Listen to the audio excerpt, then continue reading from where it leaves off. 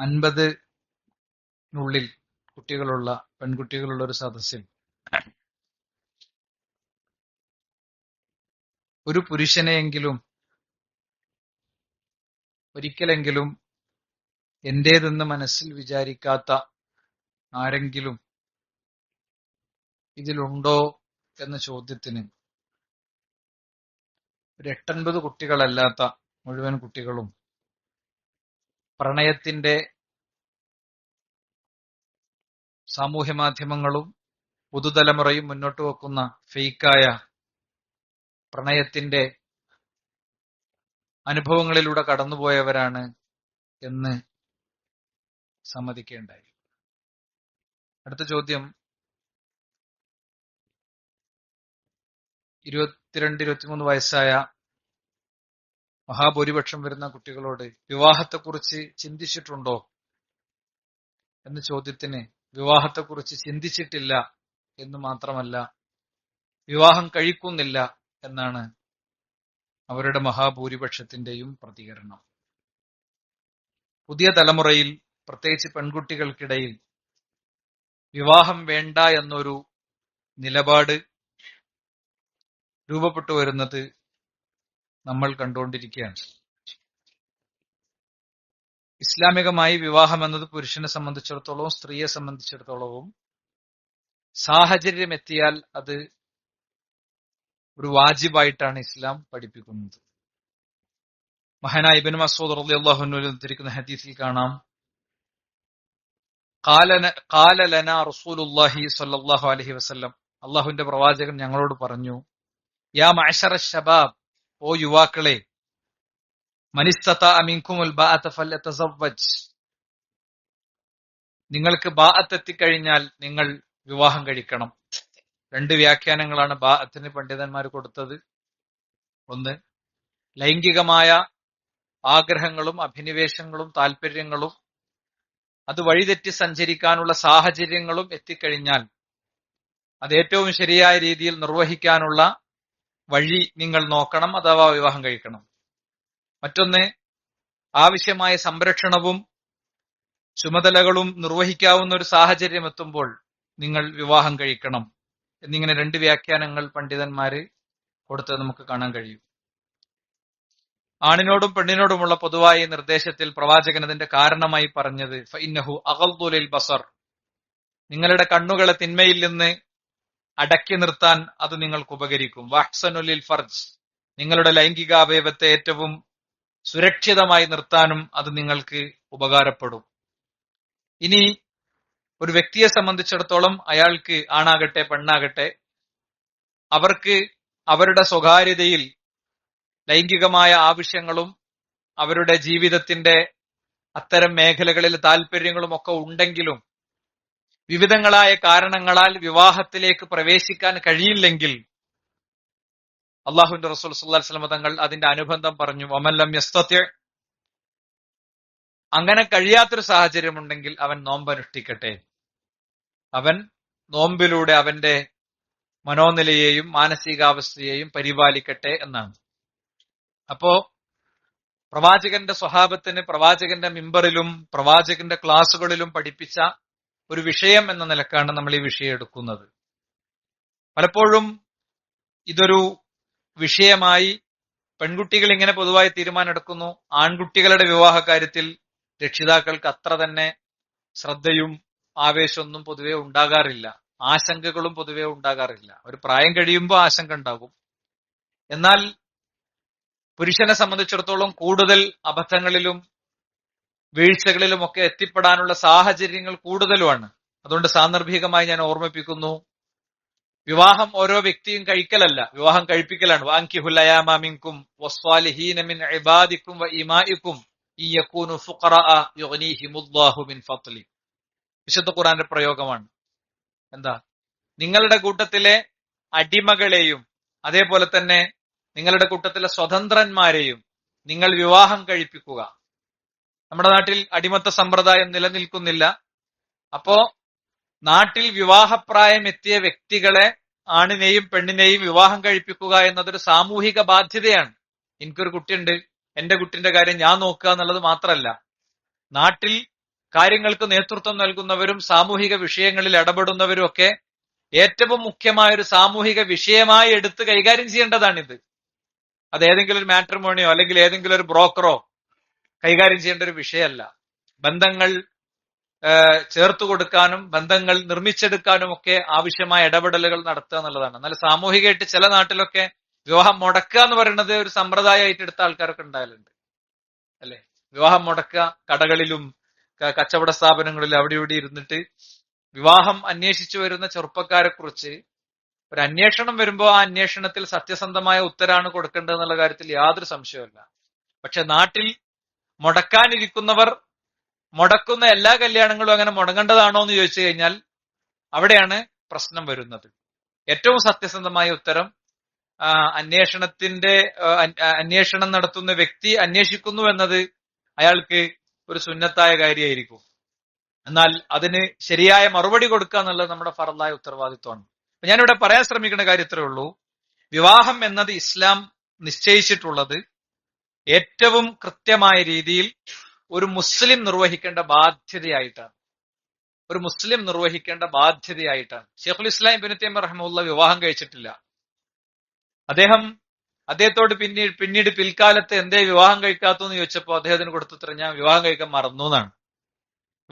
മറന്നു എന്നാണ്. കാരണം അദ്ദേഹം പോരാട്ടങ്ങളിലായിരുന്നു, അദ്ദേഹം യുദ്ധഭൂമിയിലായിരുന്നു, അദ്ദേഹം വൈജ്ഞാനിക ഖണ്ഡനങ്ങളിലായിരുന്നു, അദ്ദേഹം ജയിലറയിലായിരുന്നു ജീവിതത്തിന്റെ ദീർഘമായ ഒരു കാലം, അല്ലെ? അങ്ങനത്തെ ആ ഉത്തരങ്ങളാണ്. അത് വിവാഹം കഴിക്കേണ്ടതില്ല എന്നുള്ള ഉത്തരമല്ല അവർ കൊടുക്കുന്നത്. മാത്രമല്ല, പ്രവാചകൻ സല്ലല്ലാഹു അലൈഹി വസല്ലം തങ്ങളുടെ വീട്ടിൽ വന്ന് മൂന്നാളുകൾ പ്രവാചകന്റെ ജീവിതത്തെ കുറിച്ച് ചോദിക്കുന്നുണ്ട്.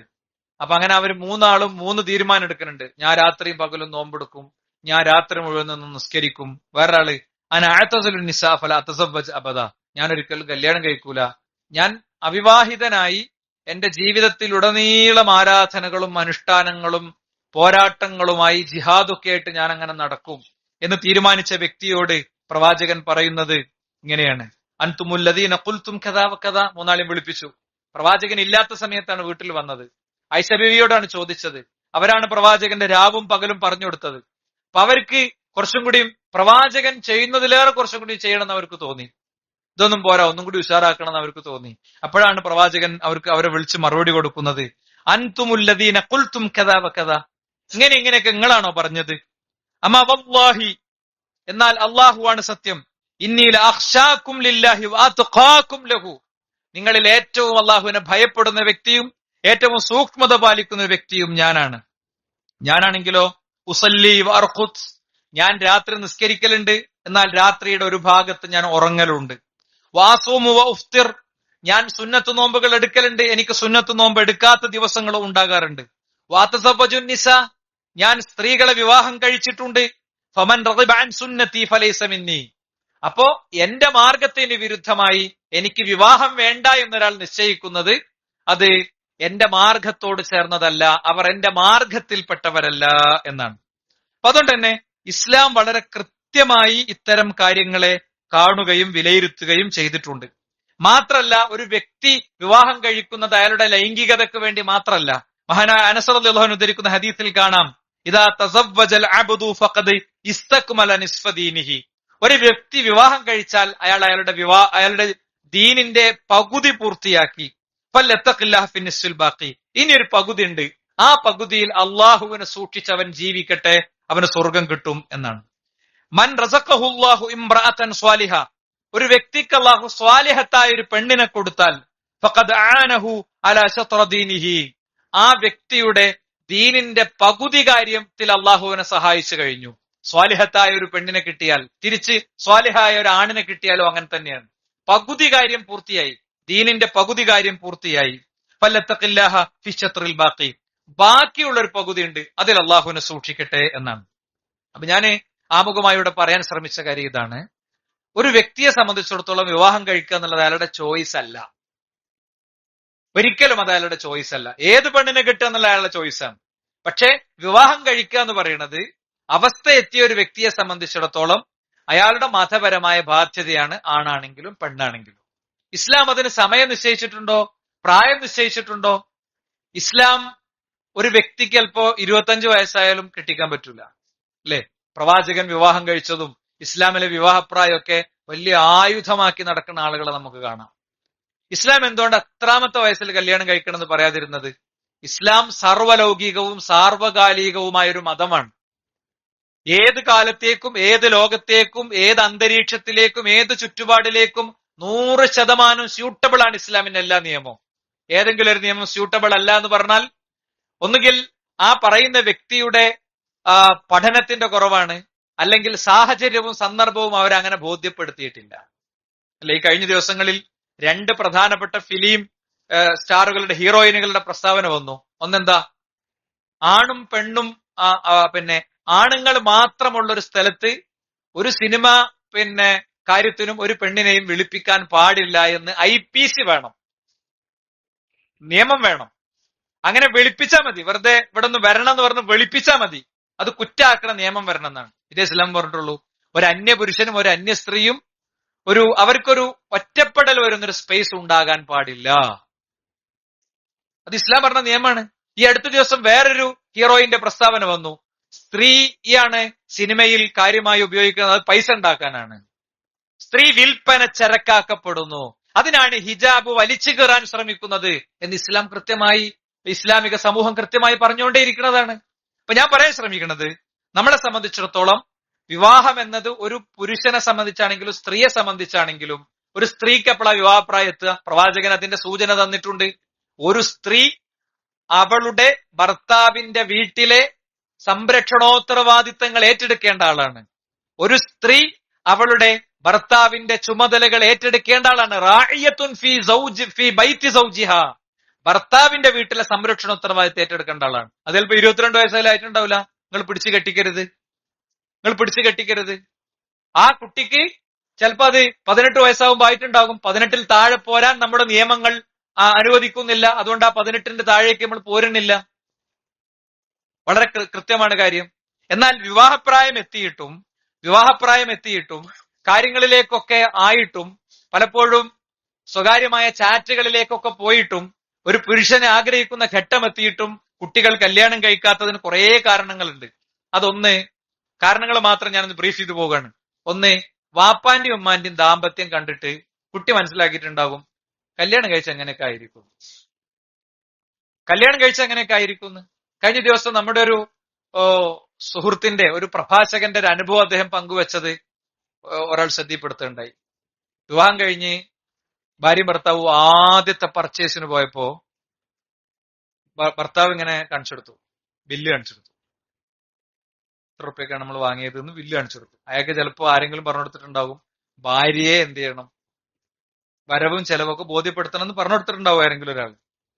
അപ്പൊ അത് കാണിച്ചു കൊടുത്തു. 2-3 ബില്ല് കാണിച്ചു കൊടുത്ത് വീട്ടിലെത്തിയതിന്റെ ശേഷം നേരെ ഈ കുട്ടി വിളിച്ചു. ഉമ്മാനെ വിളിച്ചിട്ട് പറഞ്ഞു എനിക്ക് അയാളുടെ കൂടെ ജീവിക്കാൻ പറ്റൂല.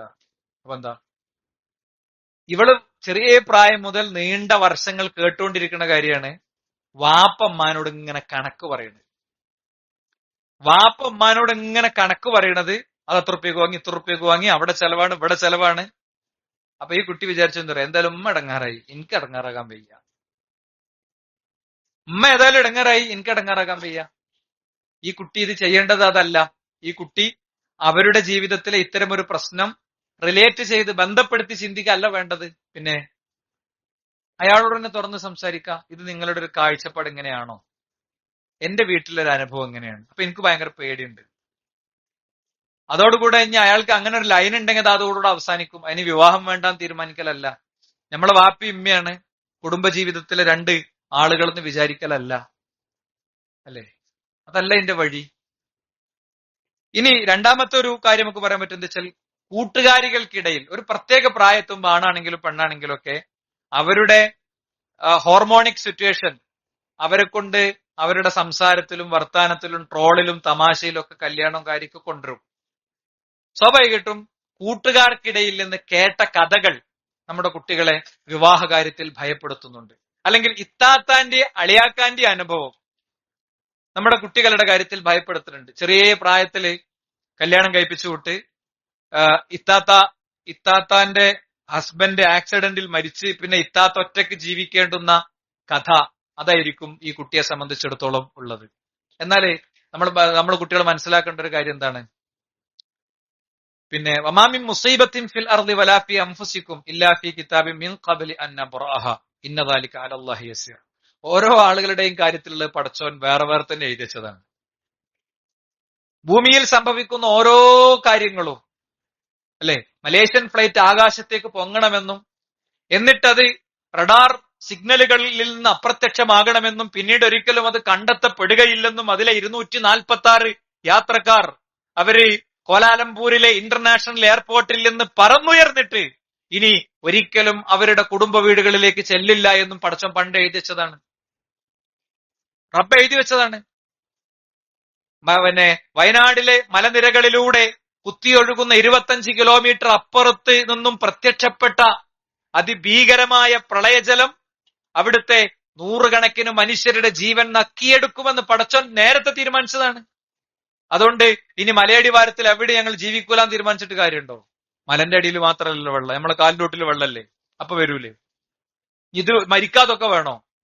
വെച്ച് കുത്തി വീണിട്ട് നമ്മളിവിടെ അടുത്തൊരു പ്രദേശത്ത് ഒരാൾ വെച്ച് കുത്തി വീണ് തലയടിച്ചു, നേരെ ഹോസ്പിറ്റലിൽ കൊണ്ടുപോയി നേരെ മയ്യത്തോട് കൊണ്ടുവന്നു. ഒരു ചെറിയ ഒരു ഇഞ്ചക്ഷൻ പോലും ജീവിതത്തിൽ എടുക്കേണ്ടി വരാത്തൊരു മനുഷ്യൻ, ഗുളിക കഴിക്കേണ്ടി വരാത്തൊരു മനുഷ്യൻ, അയാൾ അധ്വാനിച്ചുണ്ടാക്കുന്ന സാധനങ്ങളിൽ നിന്ന് പച്ചക്കറിയൊക്കെ ആണെങ്കിലും മൂപ്പരിങ്ങനെ നുള്ളിക്കൊണ്ടെന്ന് അങ്ങനെ ജീവിക്കുന്ന ഒരാൾ, അത്രേ ഉള്ളൂ. അപ്പോ വേറുള്ളവരുടെ ട്രാജഡി നോക്കിയിട്ട് കല്യാണം വേണ്ടെന്ന് ചില കുട്ടികൾ തീരുമാനിക്കും. പിന്നെ ഇപ്പോഴത്തെ സാഹചര്യത്തിൽ ടീച്ചേഴ്സും സിലബസും ഇത് നല്ലോണം പ്രൊമോട്ട് ചെയ്യുന്നുണ്ട്. വളരെ ഉത്തരവാദിത്തപൂർവ്വമാണ് ഞാൻ പറയുന്നത്. ടീച്ചേഴ്സും സിലബസും ഇത് പ്രൊമോട്ട് ചെയ്യുന്നുണ്ട്. ഒരു പുരുഷനാകട്ടെ സ്ത്രീ ആകട്ടെ അവരുടെ ജീവിതത്തിൽ കുടുംബ ജീവിതത്തിൽ പരാജയം ഉണ്ടെങ്കിൽ ആ പരാജയത്തിന്റെ കഥയാണ് കുട്ടികളോട് പറയാം. സംഭവം പഠനത്തിൽ മോട്ടിവേറ്റ് ചെയ്യാനാണ് പറയുന്നത്. ഞാൻ എല്ലാ അധ്യാപകരും അങ്ങനെ, ഞാൻ അധ്യാപകനാണ്, അപ്പൊ എല്ലാ അധ്യാപകരും അങ്ങനെ ഞാൻ പറയില്ലല്ലോ. ഇങ്ങനൊരു വിഷയമുണ്ട്. മാത്രല്ല സിലബസുകളും സിലബസിന്റെ അനുബന്ധങ്ങളും ഒക്കെ ഗൈഡ് ചെയ്യണതും അങ്ങനെ തന്നെയാണ്. ലൈംഗികത നിർവഹിക്കണമെങ്കിൽ വിവാഹം വേണ്ട എന്നാണ് പുതിയ കാഴ്ചപ്പാട്. അതായത് നമ്മുടെ സമൂഹത്തിലെ ലൈംഗിക കാഴ്ചപ്പാട് എന്താ? പുരുഷനും സ്ത്രീയും ശാരീരിക ബന്ധത്തിൽ ഏർപ്പെടുന്ന വിവാഹ ജീവിതം നയിക്കുന്ന വിവാഹ ബന്ധമാണ്. ആ വിവാഹ ബന്ധത്തിന് പകരം വിവാഹബന്ധത്തിൽ അങ്ങനത്തെ ഒരു കൺസെപ്റ്റിന്റെ ആവശ്യമല്ല, പുരുഷനും സ്ത്രീയും തന്നെ ആവേണ്ടതില്ല എന്നാണ് നമ്മുടെ കാഴ്ചപ്പാട് എന്ന് ഉന്നത വിദ്യാഭ്യാസത്തിന് നേതൃത്വം നൽകുന്ന മന്ത്രി തന്നെ ട്വീറ്റ് ചെയ്തിട്ടുണ്ട്. ആ ട്വീറ്റിൽ നിന്ന് അവർ പിന്നോട്ട് പോന്നിട്ടില്ലെന്ന് മാത്രമല്ല, സിലബസിനെ പൊതുവായി അങ്ങനെ അട്ടിമറിക്കാനുള്ള അജണ്ട ഉണ്ടായപ്പോൾ ആ അജണ്ടക്കെതിരിൽ മതവ്യത്യാസമില്ലാതെ സംഘടനാ വ്യത്യാസമില്ലാതെ സർവരും ഇത് മുന്നോട്ട് വെക്കുന്ന, ഈ വിദ്യാഭ്യാസ കാഴ്ചപ്പാട് മുന്നോട്ട് വെക്കുന്ന, വിദ്യാഭ്യാസ വീക്ഷണം വെച്ച് പുലർത്തുന്ന ആളുകളുടെ കൂട്ടായ്മയിലെ അംഗങ്ങളടക്കം പ്രതിരോധം തീർത്തിട്ടും 9ാം ക്ലാസ്സിലെ സാമൂഹ്യ പാഠപുസ്തകത്തിൽ അച്ചടിച്ചു വന്നത് അധ്യാപകൻ കാണുന്നത് അത് വായിച്ചവിടെ എത്തുമ്പോ മാത്രമാണ്. അതുകൊണ്ട് സിലബസുകൾക്കുള്ളിൽ ഇങ്ങനത്തെ കെണിയുണ്ട്. മാത്രല്ല എനിക്ക് വ്യക്തിപരമായി അറിയാം, ഞാൻ ഉത്തരവാദിത്തപൂർവ്വമാണ് പറയുന്നത്, വ്യക്തിപരമായി അറിയാം. ഞാൻ പങ്കെടുത്തൊരു സദസ്സിൽ ഒരു കുട്ടി എണീറ്റ് നിന്നിട്ട് ലെസ്ബിയൻ സെക്സ്, സ്ത്രീയും സ്ത്രീയും തമ്മിലുള്ള ശാരീരിക ബന്ധവുമായി ബന്ധപ്പെട്ട ഐഡിയാസ് ടീച്ചർ ഷെയർ ചെയ്തതിനെ കുറിച്ച് വളരെ പബ്ലിക്കായി മൈക്കയിൽ സംസാരിച്ചത് എനിക്ക് വ്യക്തിപരമായി അറിയാം. അതുകൊണ്ട് നമുക്ക് ഞാൻ അങ്ങനെ തന്നെ ഇത് ഓപ്പണായി ഈ വിഷയം പറയാനുള്ള കാരണം അതാണ്. ടീച്ചർ, അധ്യാപകൻ എന്നത് കുട്ടിയെ സംബന്ധിച്ചിടത്തോളം റോൾ മോഡലാണ്. മാഷെ ടീച്ചറെ കുട്ടി പകർത്തും. ഇവിടെ ഇരിക്കുന്ന ഓരോരുത്തരുടെയും മനസ്സിൽ മാഷ് ടീച്ചർ എന്ന് പറയുമ്പോൾ ഒരു മാഷോ ഒരു ടീച്ചറോ അല്ലാത്തത് ഉണ്ടാവില്ല. ഒന്നുകൂടി ഞാൻ എഡിറ്റ് ചെയ്ത് പറയുകയാണെങ്കിൽ ആൽഫ ജനറേഷനിലെ കുട്ടികളെ സംബന്ധിച്ചിടത്തോളം എന്തായാലും ഉണ്ടാവില്ല. കാരണം വടിയും ഇടിയും ഒന്നുമില്ലാത്ത ഒരു അന്തരീക്ഷത്തിലാണ് ജീവിക്കേണ്ടത്. നമുക്ക് അടി കിട്ടിയ ഓർമ്മയായിരിക്കും ചിലപ്പോൾ ഉണ്ടാക്കുക, അല്ലേ? അപ്പൊ അതൊരു വിഷയമാണ്. ഇനി പലപ്പോഴും എന്താന്ന് വെച്ച് കഴിഞ്ഞാൽ ലൈംഗികത സംബന്ധിച്ച തെറ്റായ കുറെ കാഴ്ചപ്പാടുകൾ കേട്ടും പഠിച്ചു അറിഞ്ഞൊക്കെ വെച്ചിട്ടുണ്ടാവും. ചിലപ്പോ അത്തരം കാഴ്ചകളിലേക്കൊക്കെ പോയിട്ടുണ്ടാകും. അപ്പൊ അതൊക്കെ കണ്ട് ഭയക്കുന്നത് കൊണ്ട് ഇത്തരം മേഖലകളിൽ നിന്ന് കുട്ടികൾ വിട്ടുനിൽക്കുന്ന, അങ്ങനെ ഒരു കാര്യം നടക്കണല്ലോ എന്ന് വിചാരിച്ചിട്ട് ഭയപ്പാടോടുകൂടെ മാറി നിൽക്കുന്ന അവസ്ഥ ഉണ്ടാകും. ലിബറൽ സ്വാധീനങ്ങൾ, എന്താ ലിബറൽ സ്വാധീനങ്ങൾ എന്ന് പറയുന്നത്? ലിബറൽ സ്വാധീനങ്ങൾ എന്ന് പറയുന്നത് ഞാൻ നേരത്തെ പറഞ്ഞ കാര്യമാണ്. ലൈംഗികത നിർവഹിക്കാൻ ഒരു വിവാഹത്തിന്റെ ആവശ്യമല്ല. അതിന് ബെസ്റ്റ് ഫ്രണ്ടിനോട് തന്റെ ആവശ്യം വേണമെങ്കിൽ ചോദിക്കാം. ഒരു ഗ്ലാസ് ചായ വാങ്ങിച്ചു തരുമോ എന്ന് ചോദിക്കുന്നത് പോലെ ചോദിക്കാം എന്നാണ് ക്യാമ്പയിൻ. ഇവിടെ ഇരിക്കണ 98% ആളുകളും ഇൻസ്റ്റഗ്രാമിലോ അല്ലെങ്കിൽ അതിലേറെ അഡ്വാൻസ്ഡ് ആയിട്ടുള്ള സോഷ്യൽ മീഡിയ പ്ലാറ്റ്ഫോമുകളിലോ ഉള്ളവരല്ല. ഉറപ്പിച്ചു പറയാം. ഇവിടെ ഇരിക്കണതിൽ ഒരു ചുരുങ്ങിയ 5 ആൾ അത്ര ഉണ്ടാവുള്ളൂ. അത്ര ഉറപ്പിച്ച് ഞാൻ പറയണം. മാക്സിമം കൂടിയ 10 ആൾ. അപ്പൊ അവിടെ എന്താ നടക്കണം നമുക്കറിയില്ല. അവിടുത്തെ ക്യാമ്പയിൻ ആണത്. കേരളത്തിൽ നമുക്ക് ഒരു ഇങ്ങനത്തെ കാര്യങ്ങൾ നിർവഹിക്കുന്ന ആളുകളെ കിട്ടുന്ന ഒരു സ്ട്രീറ്റ് വേണമെന്ന് ക്യാമ്പയിനാണ്. ആ ക്യാമ്പയിന്റെ ഉത്തരം എന്താ? വേണമെന്നാണ്. മഹാഭൂരിപക്ഷ ആളുകളുടെ ഉത്തരം വേണമെന്നാണ്. അത് മഹാഭൂരിപക്ഷത്തിന്റെ ഉത്തരം അങ്ങനെ ആയിട്ടല്ല. വേണ്ടാന്ന് പറഞ്ഞവരുടെ ഉത്തരങ്ങളൊന്നും എന്ത് ചെയ്യൂല, വീഡിയോ അപ്ലോഡ് ചെയ്യൂല. അപ്പൊ അങ്ങനത്തെ ഒരു പൊതുബോധം ഉണ്ടാക്കുകയാണ്. ഇതൊക്കെ എന്ന് പറഞ്ഞാൽ വളരെ സിമ്പിളാണ് എന്നുള്ളൊരു പൊതുബോധം ഉണ്ടാക്കുകയാണ്. ഒക്കെ നിസ്സാരവൽക്കരിച്ച് നോർമലൈസ് ചെയ്തു പോകുന്ന ഒരു സാഹചര്യം ഇവിടെ ഉണ്ട്. ഇനി സോഷ്യൽ മീഡിയ നെഗറ്റീവ് ക്യാമ്പയിനുകൾ അതിന്റെ ഒരു കാരണമാണ്. ഭാര്യ ഭർത്തൃബന്ധം ഇങ്ങനെ ട്രോളുന്ന കുറെ കഥകള്. ഭാര്യ ഭർത്തൃബന്ധം ഇപ്പം ചിലപ്പോഴൊക്കെ ജോലി സ്ഥലത്തൊക്കെ ടൂർ പോണിനെ കുറിച്ച് ചർച്ച ചെയ്യുമ്പോൾ ചില ആളുകളെങ്കിലൊക്കെ പറയും, എന്താ ഭാര്യയും ഭർത്താവും എല്ലാവരും കൂടെ പിന്നെന്തിനാ ടൂറ്? അത് വളരെ സീരിയസ് ആയി പറയണമെന്നല്ല, അത് വിശ്വസിച്ച് പറയണമല്ല, ഒരു പോരാൻ പോലും വിചാരിച്ചിട്ടുണ്ടാവില്ല. പക്ഷെ ഇവിടുത്തെ ക്യാമ്പയിനുകൾക്ക് നമ്മൾ അടിപ്പെടുകയാണ്. വിവാഹം എന്ന് പറഞ്ഞാൽ ഒരു ബന്ധനമാണ് എന്നാണ് പഠിപ്പിക്കുന്നത്. വിവാഹം എന്ന് പറഞ്ഞാൽ ഒരു ബന്ധനമാണ്. എല്ലാ സ്വാതന്ത്ര്യങ്ങളും അതാണ് വേറൊരു കാര്യം. സ്വാതന്ത്ര്യം നഷ്ടപ്പെടും. എല്ലാ സ്വാതന്ത്ര്യങ്ങളും ഒരു വ്യക്തിയുടെ കാൽ കീഴിൽ കൊണ്ടുപോയി വെക്കേണ്ടി വരും. പിന്നെന്താന്ന് വെച്ച് കഴിഞ്ഞാൽ ചിലപ്പോൾ ചെറിയ പ്രായത്തിൽ ഉണ്ടാകുന്ന അവർക്ക് മനസ്സുറക്കാത്ത പ്രായത്തിൽ അവരെ ആരെങ്കിലും മിസ്യൂസ് ചെയ്തതുമായി ബന്ധപ്പെട്ട കാര്യങ്ങൾ ഉണ്ടെങ്കിൽ ഉണ്ടാകും. അതുകൊണ്ട് നമുക്കിവിടെ വളരെ കൃത്യമായ ഒരു ഉത്തരത്തിലേക്ക് എത്തണം. നമ്മുടെ കുട്ടികൾ ആ ഉത്തരത്തിലേക്ക് എത്താനുള്ള സാഹചര്യങ്ങൾ പാരന്റ്സ് ചെയ്യണം. അല്ലാതെ വിവാഹം കഴിക്കണം എന്ന് വെറുതെ നിർബന്ധിച്ചുകൊണ്ട് കാര്യമില്ല. അവരുടെ ഉള്ളിൽ കുടുങ്ങിക്കിടക്കുന്ന ഒരു കാര്യം ഉണ്ടാകും. ചിലപ്പോ പ്രണയങ്ങൾ ഉണ്ടാകും. ആ പ്രണയങ്ങളായിരിക്കും. തെറ്റായ സങ്കല്പങ്ങൾ ഉണ്ടാകും. ആ സങ്കല്പങ്ങളായിരിക്കും. വിവാഹ ജീവിതത്തിലേക്ക് കടന്നു വരേണ്ട വ്യക്തിയെ സംബന്ധിച്ച പ്രായത്തിൻ്റെതായ തെറ്റായ സങ്കല്പങ്ങൾ ഉണ്ടാകും. അയാളുടെ ശരീരവർണ്ണനകൾ ഉണ്ടാകും. അയാളുടെ പെരുമാറ്റ രീതികളെ കുറിച്ചിട്ടുള്ള ഒരു കാഴ്ചപ്പാടുണ്ടാകും. എന്നാൽ ജീവിച്ചു തുടങ്ങുമ്പോഴാണ് ഇതൊന്നുമല്ല ജീവിതം എന്ന് മനസ്സിലാകുക. ഇതൊന്നുമല്ല ജീവിതം എന്ന് മനസ്സിലാകുക. നോക്കൂ നിങ്ങൾ, ഇസ്ലാം വളരെ കൃത്യമായി വിവാഹത്തെ പഠിപ്പിച്ചത് എന്തിനാണ്? കുട്ടികൾ ഉണ്ടാകാനാ? തലമുറ നിലനിൽക്കാനാ? മനുഷ്യവംശം നിലനിൽക്കാനാ? അതൊക്കെ വിവാഹത്തിന്റെ ആവശ്യങ്ങളാണ്. പക്ഷേ ഇസ്ലാം വിവാഹത്തെ കുറിച്ച് പറഞ്ഞത് വമിന്നായാതിഹി അൻ ഖലഖലകും മിൻ അൻഫുസികും അസ്വാജൻ ലിതസ്കുനൂ ഇലൈഹാ വജഅല ബൈനകും മവദ്ദതൻ വറഹ്മ ഇന്ന ഫീ ദാലിക ലആയാതിൻ ലിഖൗമി യതഫക്കറൂൻ. ഇസ്ലാം അതിനാണ് വിവാഹത്തെ നിശ്ചയിച്ചത്. വമിൻ ആയാതിഹി, അള്ളാഹുവിന്റെ ദൃഷ്ടാന്തങ്ങളിൽപ്പെട്ടതാണ് അൻ ഖലഖലകും മിൻ അൻഫുസികും അസ്വാജ, നിങ്ങളിൽ തന്നെ അവൻ ഇണയെ ഉണ്ടാക്കി തന്നു. ഏതോ 2 നാട്ടിൽ കിടന്ന 2 ആള് ഒറ്റ വാക്ക് പറഞ്ഞിങ്ങനെ വാപ്പിയും അയാളും കൂടി കൈയെടുത്ത് പിരിഞ്ഞ് പിന്നെ അവർ ഒരിക്കലും വേർപിരിയാത്തത്ര ആഴമുള്ള ആത്മബന്ധത്തിലേക്ക് എത്തുന്ന ഒരു വല്ലാത്ത മഹാസംഭവം. ആദ്യമായിട്ട് കണ്ടുമുട്ടുകയാണ്, ആദ്യമായിട്ട് ഒന്നിച്ചിരിക്കുകയാണ്. പക്ഷെ അവർ തമ്മിൽ ആഴമുള്ള ആത്മാർത്ഥമുള്ള കനമുള്ള ബന്ധം. അല്ല, അതൊരു അത്ഭുതം തന്നെയാണ്. ഇനി എന്തിനാണ് ലിതസ്കുനു ഇലൈഹ? അവൻ അവളിലേക്കും അവൾ അവനിലേക്കും ശാന്തി അടയാൻ വേണ്ടിയാണ്. എല്ലാ സമാധാനം പോകാനല്ല വിവാഹം. 100% ശാന്തിയും സമാധാനം ഉണ്ടാകാനാണ് വിവാഹം. വജഅല ബൈനകും മവദ്ദത വറഹ്മ. പക്ഷെ അതിനെന്ത് വേണം? മവദ്ദത്തും റഹ്മത്തും കിട്ടണലുണ്ടാകും. മവദ്ദത്തും റഹ്മത്തും കിട്ടണം. മവദ്ദത്ത് പറഞ്ഞ എന്താ? സ്നേഹം. റഹ്മത്ത് പറഞ്ഞ എന്താ? കാരുണ്യം. ഇത് രണ്ടും കിട്ടണം. ഈ മവദ്ദത്തും റഹ്മത്തും ഒരു വ്യക്തിക്ക് കിട്ടിക്കഴിഞ്ഞാൽ പിന്നെ കിട്ടിയ ഭർത്താവിന്റെ തലയിലെ മുടി കുറച്ച് കുറവാണ്, അല്ലെങ്കിൽ കെട്ടിയ പെണ്ണിന്റെ കളർ കുറച്ച് കുറവാണ്, അല്ലെങ്കിൽ കിട്ടിയ ഭർത്താവിന് ചെറിയൊരു വൈകല്യം പോലെ എന്തോ നടത്തത്തിലൊരു ചതുക്കലുണ്ട്, വന്നപ്പോ അത് കണ്ടിട്ടുണ്ടായിരുന്നില്ല, അല്ലെങ്കിൽ അവളുടെ ശരീരം തുറന്നപ്പോ അവളുടെ നെഞ്ചിൽ ഇങ്ങനെ ഒരു പാട് കിടക്കുന്നുണ്ട്, പണ്ട് തീപ്പൊള്ളലേറ്റതിന്റെ ഒരു പാടാണ്. ഇതൊക്കെ ഞാനിങ്ങനെ പലപ്പോഴും എന്റെ വളരെ വ്യക്തിപരമായ തലത്തിൽ കേട്ട ചില കാര്യങ്ങളാണ്. വിവാഹം മുടങ്ങി വേണ്ടാന്ന് തീരുമാനിച്ച് പിരിഞ്ഞു പോകാൻ വിചാരിക്കുന്ന കുട്ടികൾക്ക് നടുക്കെ ഇരിക്കുമ്പോ കേട്ട കമന്റ്സാണ് ഞാൻ പറയണത്. എന്നോടത് പറഞ്ഞ കുട്ടികൾ ക്ഷമിക്കുക, ബാക്കിയുള്ളവർക്ക് മനസ്സിലാകാൻ വേണ്ടിയിട്ട് പറയണേ ഞാൻ. മനസ്സിലായില്ലേ? അല്ലെങ്കിൽ മൂപ്പര് മുണ്ടാട്ടം കുറച്ച് കുറവാണ്, അല്ലെങ്കിൽ ഇത് ഇങ്ങനെ ഒരു വിഷയമുണ്ട്, അല്ലെങ്കിൽ അങ്ങനെ ഒരു വിഷയമുണ്ട്. ഇങ്ങനെയുള്ള കാര്യങ്ങളിലൂടെ ഒക്കെ ചിന്തിക്കുന്ന വ്യക്തികൾക്കുള്ള ഏറ്റവും ശക്തമായ മെസ്സേജാണിത്. മവദ്ദത്തും റഹ്മത്തും ഉള്ളിലേക്ക് കയറുന്ന ഒരു വ്യക്തിയെ സംബന്ധിച്ചിടത്തോളം കാരുണ്യവും പ്രണയവും ഇസ്ലാം പ്രണയിക്കാൻ ഏറ്റവും ശക്തമായി പറഞ്ഞിട്ടുണ്ട്. പക്ഷെ അത് വിവാഹം കഴിഞ്ഞതിന്റെ ശേഷമാണെന്ന് മാത്രം, അല്ലെ? അങ്ങനത്തെ ഒരു സംഗതിക്ക് എത്തുമ്പോ എത്തിയൊരു വ്യക്തിയെ സംബന്ധിച്ചിടത്തോളം അത് എവിടേക്ക് എത്തറിയോ? പടച്ചോനോട് പ്രാർത്ഥിച്ച് അതിൽ വിശ്വസിച്ചു പോകുന്ന ഒരാൾക്ക് പടച്ച റബ്ബ് അതിന്റെ ശരിയായ മധുരം കാണിച്ചു കൊടുക്കും. ശരിയായ മധുരം കാണിച്ചു കൊടുക്കും. കുന്ന ലിബാസുല്ലക്കും അൻതും ലിബാസുല്ലഹുന്ന. നിങ്ങൾ അവർക്കുള്ള വസ്ത്രമാണ്, അവർ നിങ്ങൾക്കുള്ള വസ്ത്രമാണ്. എന്താ വസ്ത്രം ചെയ്യണ ഉത്തരവാദിത്വം? വസ്ത്രം ചെയ്യണ ഉത്തരവാദിത്വം നമ്മുടെ എല്ലാ ന്യൂനതകളെയും മറച്ചിട്ട് നമുക്ക് സമ്പൂർണ്ണ ഭംഗി തരലാണ്. അപ്പൊ ഭർത്താവിന്റെ എല്ലാ കുറവുകളെയും പരിഹരിക്കാനുള്ള ഉത്തരവാദിത്വം ആരേറ്റെടുക്കണം? ഭാര്യ ഏറ്റെടുക്കണം. ഭാര്യന്റെ എല്ലാ കുറവുകളെയും പരിഹരിക്കാനുള്ള ഉത്തരവാദിത്വം ആരേറ്റെടുക്കണം? ഭർത്താവ് ഏറ്റെടുക്കണം. ലോകത്ത് ഒരാൾക്കും സമ്പൂർണമായ ഒരു ദാമ്പത്യം കിട്ടൂല. 100ക്ക് 100 മാർക്കുള്ള ഒരു ദാമ്പത്യം ഉണ്ടാവില്ല. എന്നാൽ ചില ആളുകൾക്ക് ഫീൽ ചെയ്യും എനിക്ക് 100ൽക്ക് 100ആണ്. അതതിന്റെ കാരണം അവർക്ക് പലതും മിസ്സിംഗ് ആയിരിക്കും, പക്ഷെ വേറെ പലതിലും അവർ ഭയങ്കര സന്തോഷത്തിലായിരിക്കും.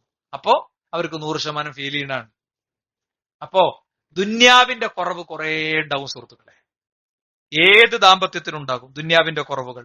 ആ ദുന്യാവിന്റെ കുറവുകളെ നമുക്ക് നമ്മുടെ പ്രണയം കൊണ്ട്, സ്നേഹം കൊണ്ട് മറികടക്കാൻ പറ്റണം എന്നുള്ളതാണ്. അങ്ങനെ മറികടന്നിട്ടുണ്ട്. നിങ്ങൾ നോക്ക്, ഖദീജ ബീവി പ്രവാചകന്റെ ജീവിതത്തിലേക്ക് എത്തുമ്പോ പ്രവാചകനെക്കാളും പ്രായമുണ്ട് ഖദീജ ബീവിക്ക്. പ്രവാചകനെക്കാളും പ്രായമുണ്ട്. പ്രവാചകനെക്കാളും പ്രായമുള്ള, മോണ കാട്ടിച്ചിരിക്കുന്ന, വാർദ്ധക്യത്തിലേക്ക് എത്തിത്തുടങ്ങിയ മറ്റു 2 പുരുഷന്മാരുടെ കൂടെ ജീവിച്ച ഖദീജ ബീവിയുടെ കൂടെ, ശരീരത്തിലെ ചർമ്മങ്ങൾ ചുളിഞ്ഞ ഖദീജ ബീവിയുടെ കൂടെ പ്രവാചകൻ ജീവിച്ചപ്പോ പക്ഷേ ഖദീജ ബീവിനെ കുറിച്ച് പറഞ്ഞപ്പോഴൊക്കെ തൊണ്ടയിടറി.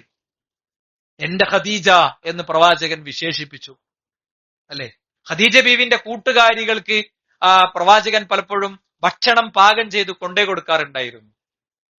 ഖദീജ ബീവി മരിച്ച ഡേറ്റ് നോക്കി 3ന്റെ അന്ന്, 40ന്റെ അന്ന്, 7ന്റെ അന്ന് അല്ല. അങ്ങനെ ചെയ്താൽ അത് ബിദ്അത്താണ്. അതല്ലാതെ നമുക്ക് ചെയ്യേണ്ടതിന് കുഴപ്പമില്ല, അല്ലെ?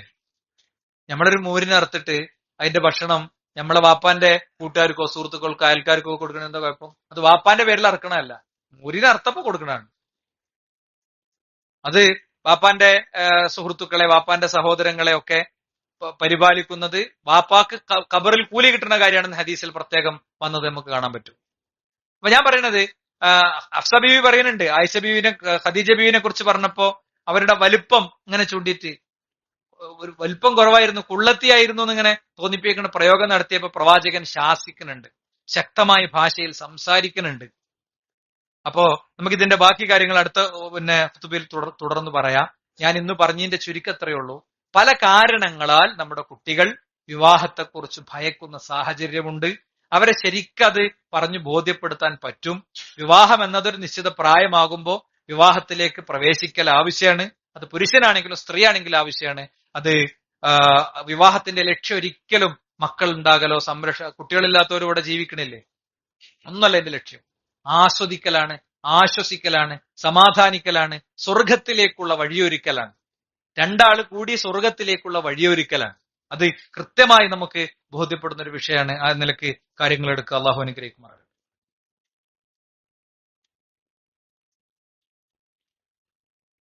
അൽഹംദുലില്ലാഹി വസ്സലാത്തു വസ്സലാമു അലാ റസൂലില്ലാഹി വഅലാ ആലിഹി വസഹ്ബിഹി അജ്മഈൻ. സൃഷ്ടാവും സംരക്ഷകനുമായ റബ്ബിനെ ജീവിതത്തിന്റെ എല്ലാ മേഖലയിലും സൂക്ഷിക്കണേ എന്ന് ഒരിക്കൽ കൂടി ഉണർത്തുകയാണ്, ഉത്ബോധിപ്പിക്കുകയാണ്. വിവാഹം കഴിക്കാൻ പറയുക മാത്രമല്ല ഇസ്ലാം ചെയ്തത്, വിവാഹം നിലനിൽക്കാൻ ആവശ്യമായ മാർഗനിർദ്ദേശങ്ങളും നൽകി എന്നുള്ളതാണ്. വിവാഹം നിലനിൽക്കാൻ ഇപ്പൊ ഒരു ഉദാഹരണം പറഞ്ഞാൽ, പ്രവാചകൻ പറഞ്ഞു, ഇൻ കരിഹ മിൻഹാ ഖുലുഖുൻ റളിയ മിൻഹാ ഉഖറ. അവളിൽ നിനക്ക് എന്തെങ്കിലും അത്ര തന്നെ ഇഷ്ടമല്ലാത്തൊരു കാര്യം കണ്ടാൽ, നിനക്ക് ഇഷ്ടമുള്ള എത്രയോ കാര്യം അവളുടെ അടുത്തില്ലേ, അതൊന്ന് സ്വീകരിച്ചോ. തിരിച്ചും ഭർത്താവിന്റെ അടുത്ത് ഇഷ്ടമല്ലാത്തൊരു കാര്യം കണ്ടാൽ, ഇഷ്ടമുള്ള എത്രയോ കാര്യമല്ലേ. ഇപ്പൊ കള്ളൂടിനെ കുറിച്ചല്ല പറഞ്ഞത്, മദ്യപിക്കണിനെ കുറിച്ചല്ല, ഇസ്ലാം നിഷിദ്ധമാക്കിയ കാര്യങ്ങളെ കുറിച്ചല്ല. പെരുമാറ്റം, ശൈലി, മാനറിസം, ആക്ഷൻ, അല്ലേ? കണ്ണുകൊണ്ട് ചിലപ്പോൾ ഇങ്ങനെ ഒരു കാട്ടലുണ്ടാവും. അതായിരിക്കും ഒരു കുട്ടിക്ക് വിവാഹബന്ധം തുടരണയിലുള്ള പ്രശ്നം. ആണാണെങ്കിലും പെണ്ണാണെങ്കിലും ഒക്കെ ചിലപ്പോ അതായിരിക്കും. അങ്ങനെയൊന്നും ഇല്ലാത്തൊരു വിവാഹം കഴിച്ച് അങ്ങനെ ആകാലോ. ഒരു ഭാഗം പാരലൈസ് ചെയ്യാലോ. മലമൂത്ര വിസർജനത്തിന് പോലും കഴിയാത്ത വിധമുള്ള അവസ്ഥയ്ക്ക് എത്താലോ. അതൊന്നും കുറവല്ല.